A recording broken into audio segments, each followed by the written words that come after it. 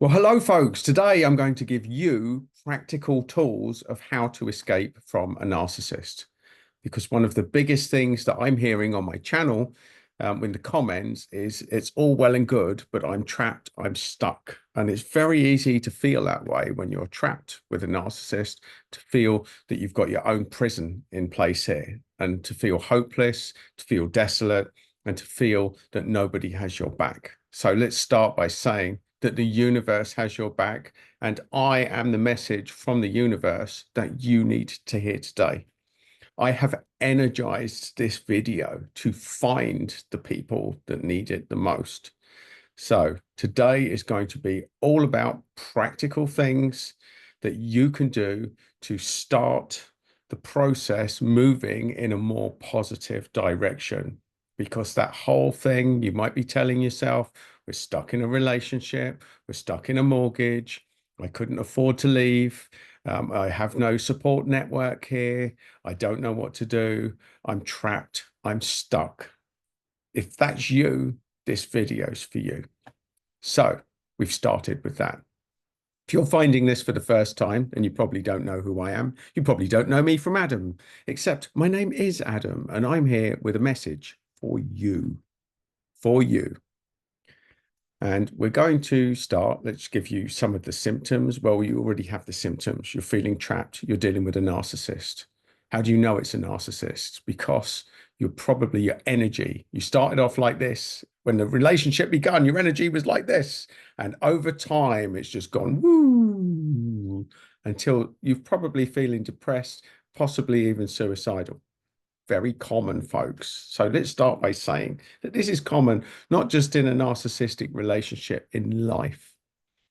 Everyone will have a life crisis. And how would I know that? Well, I worked for 13 years on the front line as a nurse with people the most serious illnesses and facing death for 13 years. And the question I used to ask everybody, which went in the complete face of medical advice and all the training I'd given, I realized that people that got medically and clinically sick had been going through an enhanced period of stress in their life over the last six months to 12 months. No exceptions there, folks. None.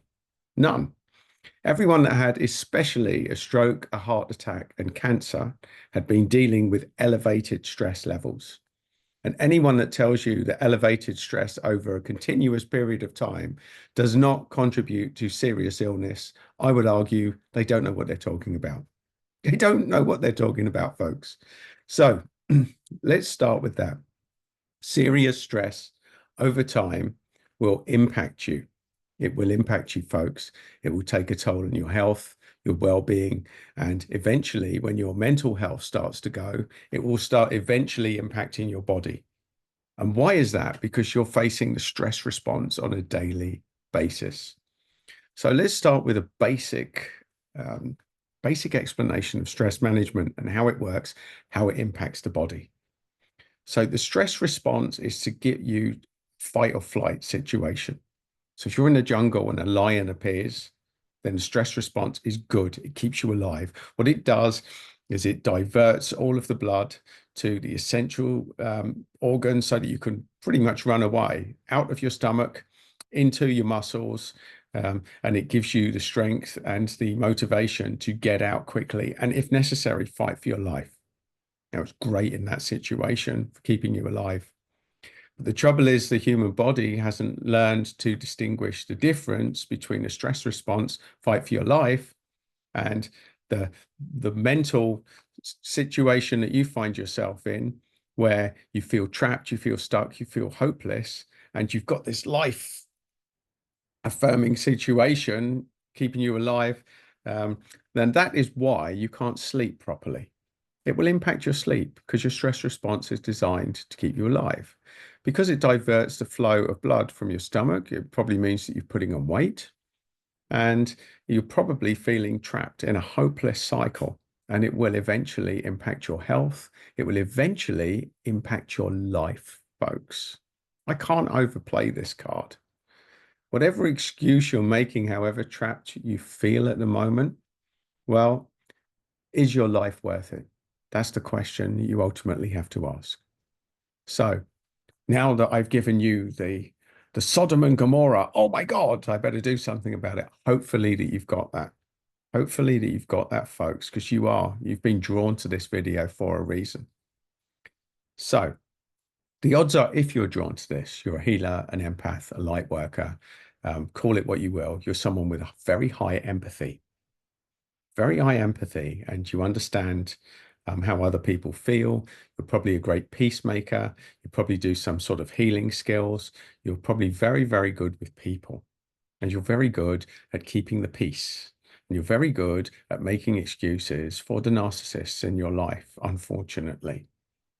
So if you're first to this channel, you won't know the thing that I tell you, that empaths, healers, light workers attract dark forces so that we can set boundaries, start saying no, learn to say no, and become way more powerful. Part of the healing journey is learning how to get in touch with your dark side, your darker side, and you draw darker forces into your world until you wake up to that. There's a point, if you really want to get this instantly, if somebody violated your best friend, I want you to take the energy that you'd go into that with, and I want you to bring it to yourself.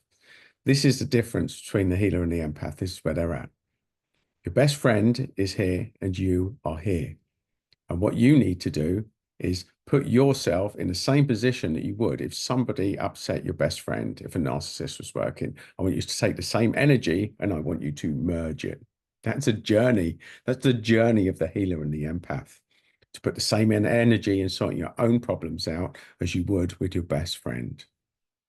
So probably the issues you're facing, you don't have the money, you don't have the time, there might be a situation involved. I'm going to tell you that no amount of time and money is going to help you in a situation where you're constantly involved with a narcissist. And the reason that that's the case is because a narcissist has no empathy.